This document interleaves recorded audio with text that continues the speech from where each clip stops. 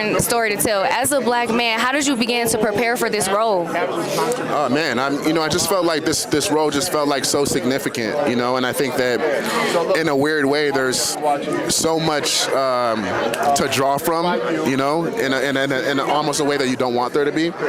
And so, for me it was important that I took the stories of these actual young men in these situations and I made Ricky feel real, that I made him feel like a human being, that I made him feel like something beyond a statistic.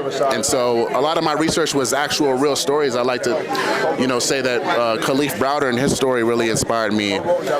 Just what he had to go through and to be able to be a voice for those kinds of stories, I think is what makes a film like this so special. What I've been asking a lot of the cast is like, what, as a black man, how do you want the world to see you all? Yeah, look, I think we want them to see us as strong, as resilient, but also in the same breath, vulnerable, right? Like a human being, like we're not perfect. And so I think that balance is really important, despite what you think about,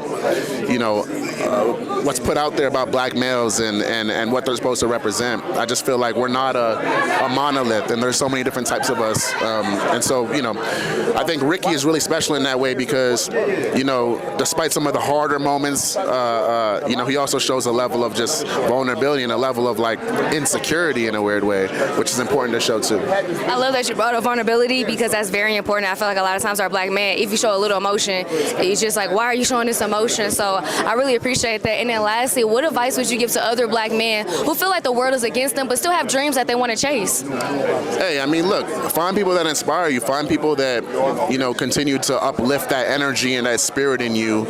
Nothing can really bring us down. Like, greatness is a part of who we are. Like, it's a part of our history. It's a part of our ancestry. And so to be able to live in that purpose, to step into that purpose, to be confident in who you are in this world and understand that you have a place in this world is an underestimated thing.